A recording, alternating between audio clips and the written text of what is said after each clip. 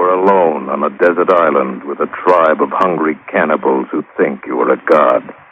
A tribe of natives who would eat you rather than let you escape.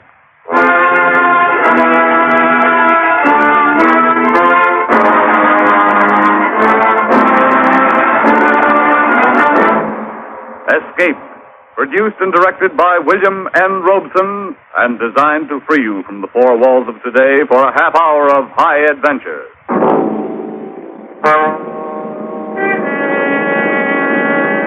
Tonight we escape to the South Seas and a cannibal kingdom in H.G. Wells' famous story, Jimmy Goggles, the God.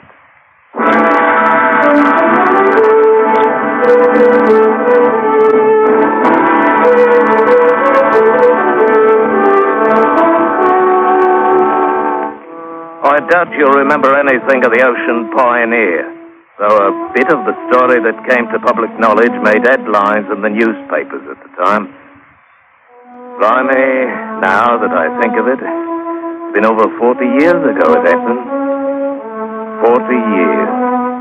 And at times yet I can still wake up in the middle of the night and see that cold, dead eye of Jimmy Goggles staring at me from the darkness. It gives me the creeps even now. It all started the night the Ocean Pioneer went to the bottom of the Sonner coast. Only 2 survivors, aside from myself, came out of that wreck. Mr. Sanders, the first mate, and a seaman named Jacob. And with a bit of luck, we had enough food and water in the longboat to see us safe to Papua. Give away, lads. 3 nights will put us on dry land again. Aye, it is lucky men we are this time. All right, just one's our time here, Jacob. As it were for Captain Wells and 10 of the lads back there. Lying under 20 fathom of blinking green water they are. Ain't all that's laying back there either, lads. You meaning something by that, Mr. Saunders? Does either of you lads know the cargo we carried? Aye. Copra mostly and some spices. Not that. Lads, at Guinea we shipped aboard a chest full of gold dust. Worth 40,000 pounds. 40,000 pounds. I wondered about that chest at the time, Mr. Saunders. That chest still back there, lads. In Captain Wells' cabin. Aye. 20 fathoms down. Yeah, it'll be a nice bit of work for the salvage company. Not necessarily, eh? What is it you're meaning to say? I'm the only man alive knows ship's position when she sunk. So you are. Go on, Mr. Saunders. Suppose now, when we get to Papua, we give report ship struck 100 miles or so to the north. Then the salvage ship goes there, we come here, and pick up a title fortune for ourselves. And how do we come here? My brother-in-law has a brig in the Sydney trade. He'll come in with us. Well, lad, are you in or are you out? 40,000 pounds. I'm in. Aye, 40,000 pounds. A bloomin' fortune there for the taking. Of course we went in on it.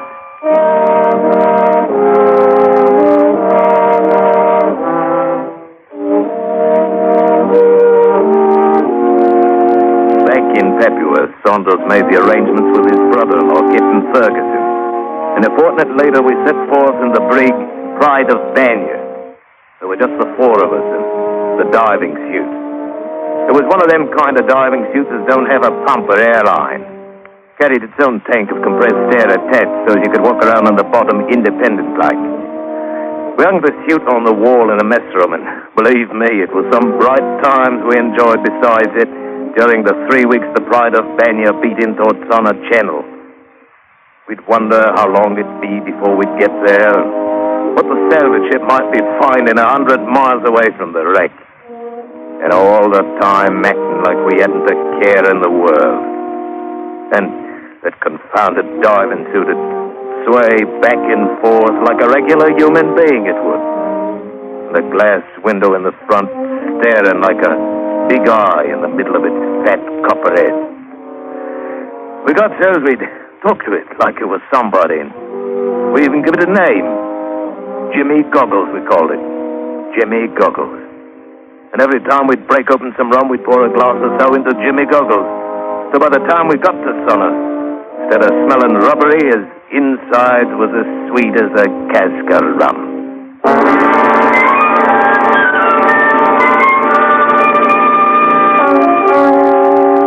When we found the place, we was afraid to take the brig into the rocks where the wreck was lying. So we anchored about half-mile off, and all of us rowed to it in the longboat. Aye. She's still there, all right. I can see the tip of one of her masts above the water. Devil take the mast. It's the fortune below I'm interested in. Oh, fear. It'll be there, lad. Straight to the port a bit. Hey, is it still agreed?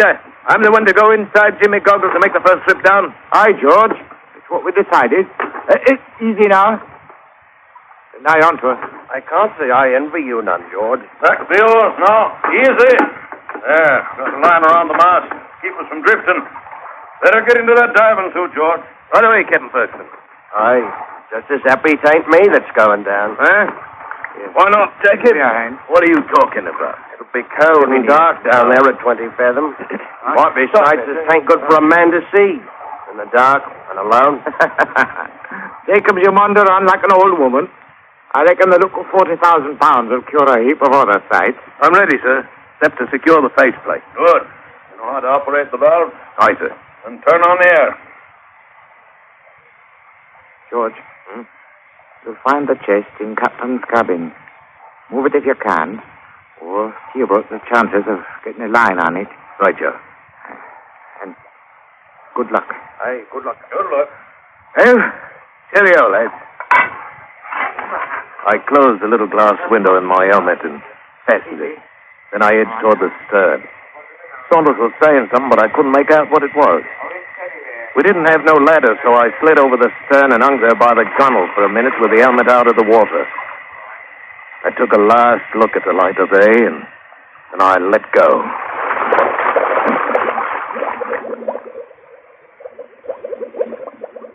Slow it was. I sunk down through that green water. The only sound was the air bubbling out of the helmet valve. That valve, you understand, was the only way you had of controlling the descent of old Jimmy Goggles. If you opened it up, down you'd go. If you clamped it fairly tight, the suit would get full of air, and up you'd pop as fast as a man had cared to. Full 5 minutes or more it took to sink that 20 fathom. Them ghostly sea ferns went slithering past like snakes, and big purple and red clumps of jagged coral. And the light from the surface getting dimmer and dimmer. So as by the time I hit bottom, it was pretty near dark. I was happy to find myself come right down on the deck of the old Ocean Pioneer. And a familiar sight she was, saving for the crabs skittering around her planks, and the bloomin' fish swimming past my head and goggling in through the window of my helmet.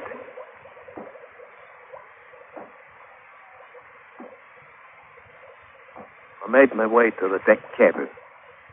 Right before the door, I stumbled onto a blinking skeleton, lying there on the deck as peaceful as you please. Judging by the gold braid still hanging on it, it had been old Captain Wells himself, though there weren't enough left of it now to make a decent meal for an hungry guppy. Bobbed around like very gentle when I touched it, and all the time was wearing an horrible grin on its bony face. Like to give a man the shivers. Tell you certain, I got through the business down there as quick as I could. Found the chest of gold and figured out the best way to get a blocking line on it. But even so, it must have been an half hour before I clamped the air valve and started for the top. Halfway up, something hit my helmet and slid on down past. I found myself looking right into the blooming face of First Mate Saunders. His mouth was hanging open, and a kind of pink smoke was drifting out of it and making a cloud in the water. I saw he had a spear run through his neck from one side to the other, and he was dead on the mackerel. He sunk on past out of sight, and then Jacobs drifted down from above. And I could see his head was all twisted to one side like and his neck was broken. He was dead, too. Then it hit me. The lads on top had been massacred by a boatload of them bloomin' heathen savages. And like as not, if I poked my head out, the same would happen to me. Oh, blimey. I cracked open the helmet valve and shot down toward the bottom. I sat down there on a sunken rock for nigh on to 15 minutes, I guess, trying to figure out what to do. But anyway, a man would look at it, there weren't but one answer. So finally, crazy as it seemed, I got up and started out to walk ashore.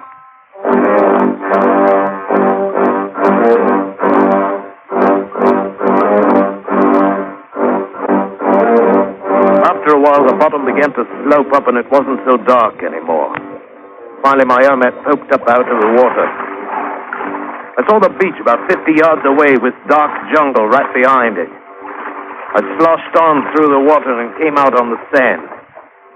Then I opened the faceplate in Jimmy Goggles' head and cut off the air from the tank and took a deep breath of the natural kind. That's when I saw them. At least 100 blinking savages painted up like banshees. It stepped out of the brush and started moving toward me, slow, beating soft on a couple of drums and growling low and evil-like. Well, George Herbert, you're in for it now, I tells myself. Half a mile of underwater walking and you're still forgetting your bloomin' throat cut. I snapped the faceplate partway shut and cracked the air valve a bit. The diving suit swelled up like a bloodless frog. And I started walking toward them. When I got close, they moved back along two sides of a kind of path, and I walked right down the middle of it. It led back into the jungle, and pretty quick we come out in a little clearing with a grass hut standing in the middle of it. And sitting in front of the hut was an heathen idol, carved out in koa wood. Was grinning about as hideous as he ever hoped to see. And the idea hit me. I was in a spot. It couldn't be much worse, and maybe it would work. The natives seemed to be awed by Jimmy Goggles already. So I reached out and gave the idol a great push, expecting any second to feel a spear through my gullet. I looked up. Blimey, if them heathens weren't down on their faces, worshipping like mad. It had worked. Oh, not me, you understand. Except in the manner of speaking. It was Jimmy Goggles with his copper head and his one glass eye, with me inside him. They'd seen him walk up out in the sea, and they figured he was a god.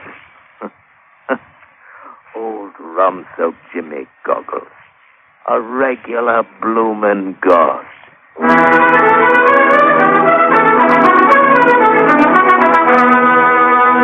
After a while, it began to get on my nerves, so I went inside the hut. They stayed outside and didn't follow me, but they didn't go away, neither. In a couple of hours, it started to get dark, and I was wondering if they meant to spend the rest of their lives out there bowing on the ground. Finally, a tall native, painted up like a circus clown, stepped inside the door and stood there, just grinning like old Satan himself. Blimey, if I had me a pistol, my beauty, I'd have you grinning on the other side of your face. Oh, would you now? Huh? What? You're thinking mighty bold for a man who's had a lot of luck. Depart, unworthy mortal, for I smite you with light. Oh, relax, one. I've been some time around plantations in Papua. Learned thing or two I did, including English language. Jumping, Christopher. What the devil you doing here? Taking advantage my simple brethren. Something else I learned at Papua. My name, Mamala. I'm high priest, witch doctor, call it whatever you want. Oh, I'm happy to know you. Mine's George Herbert, officer of the English brig Pride of Banyan. The late brig, you might say. Boys burned it a couple hours ago. Burned it? What for? Aye. Why was it you attacked us in the first place? Oh, a bit of go like that once in a while keeps boys feeling joyful like, George. It's harmless in manner of speaking. Harmless, is it? Not for my boys, it weren't. Oh, well. What were you diving for out there, anyhow? Pearls. So it's now, mate. You are looking over that wreck down there on the reef. What's aboard her? All right, Mamela. She was carrying 40,000 pounds in gold dust. 40,000 pounds? Know where it is? Aye. We could use 40,000 pounds, couldn't we, George? I'm listening. We might make deal. You keep on being the god, and I be your high priest. You can't talk their language anyways. Between us, we'll have him eating out of our hands. Meanwhile, we'll figure a way to raise gold off the bottom. Hold off. You mean I gotta go on wearing this bloomin' suit all the time? Only if you want to stay alive. They found there was man inside it. I tell you to pieces. Oh, Brommy, it ain't all it's cracked up to be being a god. At least you're alive, mate. And we'll both be rich. Aye. Are you gonna spend the night out there? We'll be leaving after ceremony, except for guard of honor. I understand you. What's the ceremony? Oh, a little piece of business with owner of brig. We captured him alive, you know. Captain Ferguson? What kind of business? A bit of this, a bit of that. When they get done, they cook him, of course. Cook him? Well, now, you wouldn't expect boys to eat him raw. Wouldn't be civilized, you know. See you in the morning, George.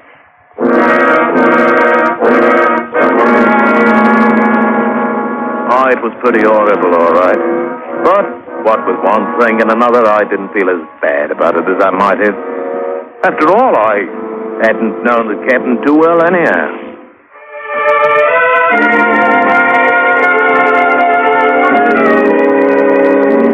Nearly a month went by in mighty uncomfortable fashion. And all the time, Mamela was trying to figure some way to get that gold out of the wreck. I was right in with him at first. Then I got to noticing how he was always saying what he could do with 40,000 pounds. And then I'd kind of remind him we was appers, and he'd grin, strange-like, and so that's what he meant all the time. But I didn't trust him no way. And I started stalling every way I could, and things stayed about as they were. I kept on being a god, and we couldn't get no proper chance to go after the gold. Then one morning, Mamela and most of the tribe went back into the jungle to hunt.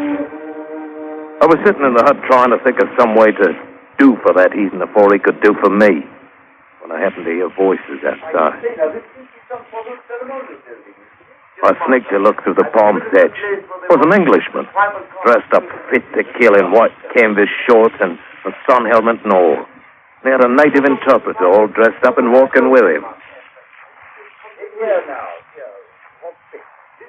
They're idols. Tribal gods. But it's been turned over. Do they no longer worship that thing? Master, I could... Looky here, gents. If you'll step inside, I'll show you what they're worshipping. Hey, now. Come in, come in. Welcome, gents.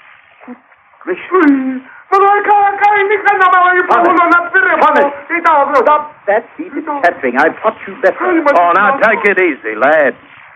Nothing but a diving suit, you know. Yes, of course. I saw that.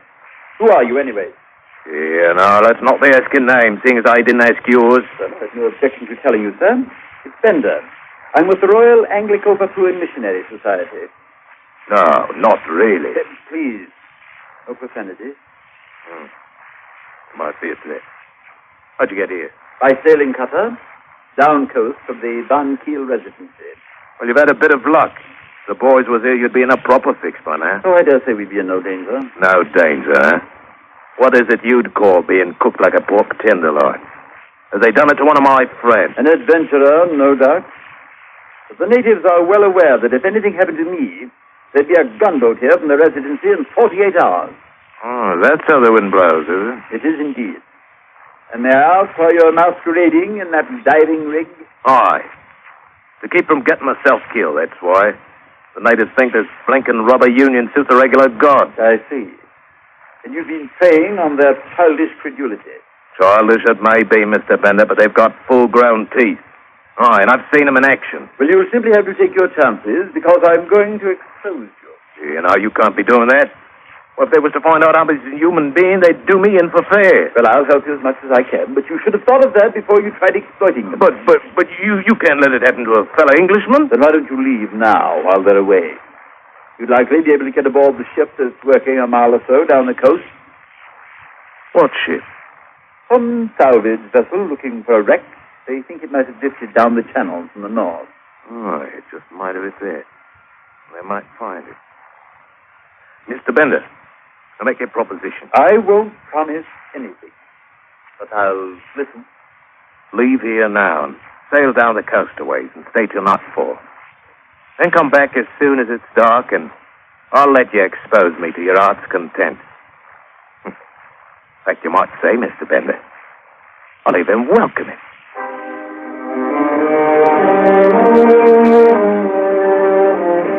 Weren't nothing else to do. If that salvage ship found who I was, I'd be in it for good.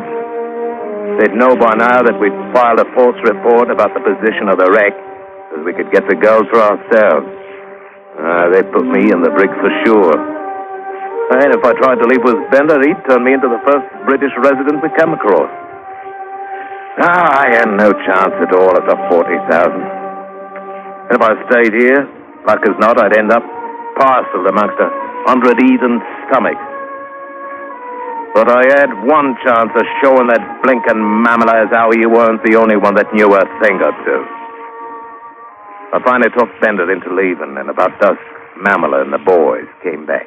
Understand that nosy man, Bender, was snooping around here this afternoon, George. Know anything about it? Bender, eh? Oh, that's who it was. I saw him prowling around the clearing, but he didn't come inside the hut. I'd have given him what for if he had. It's a good thing he didn't. It's a blasted nuisance, always interfering with established customs of the people.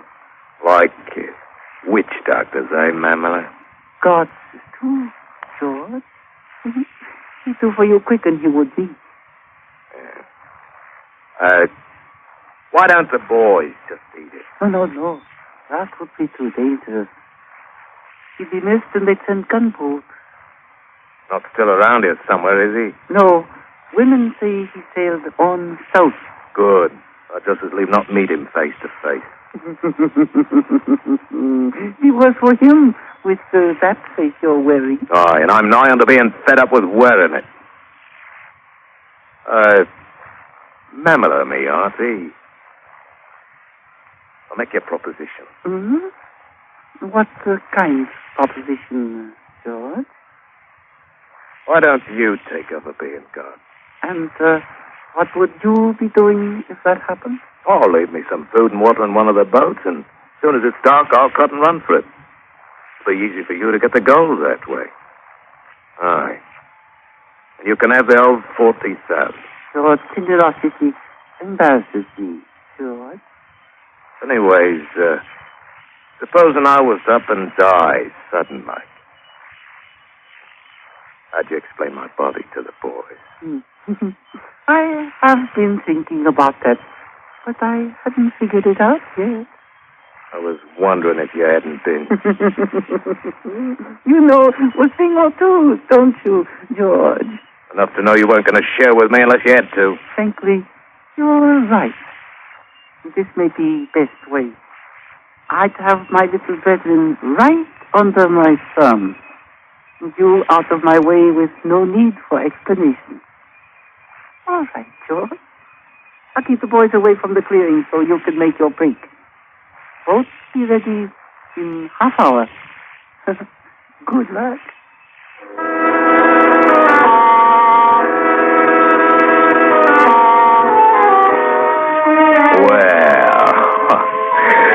Always working out just as nice as you please. I made my break all right, but I wasn't heading for any boat. No, sir, not me. Leastwise, not yet. I hid myself in the jungle at the edge of the clearing. Then I waited.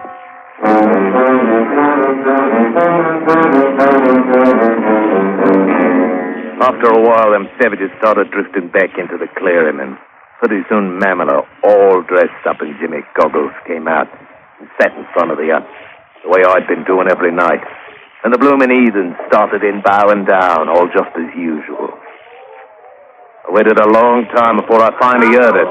The commotion starting over at the far edge of the clearing and coming closer. It was Bender and his boy Friday, walking through the crowd to where Jimmy Goggles sat with Mamily inside him. The crowd moved aside and let him pass, but you could tell they were just waiting for that one-eyed god of theirs to knock him stone dead. He stopped in front of the hut. All right, I'm back. Suppose you carry out your part of the bargain and take off that... Get out, you fool! I didn't really believe you were honest. All right, Thomas. Tell the natives this is nothing but a man dressed up. Hey, Connie! Hello, Kanakamakano!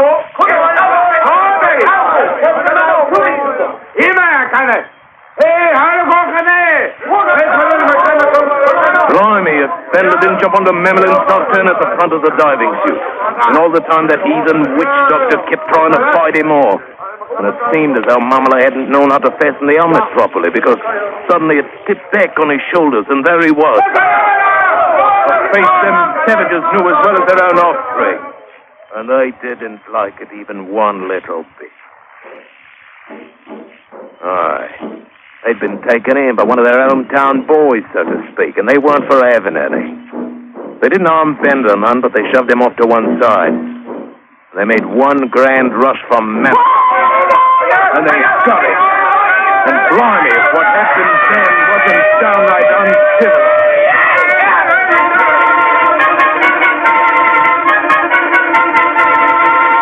I cut and run for it and tumbled into that boat and shoved off. I couldn't help but feel a bit sorry for old Memler, though it wasn't as if he hadn't eaten his own share of human beings. And of course, he certainly wasn't a man who could be trusted at all.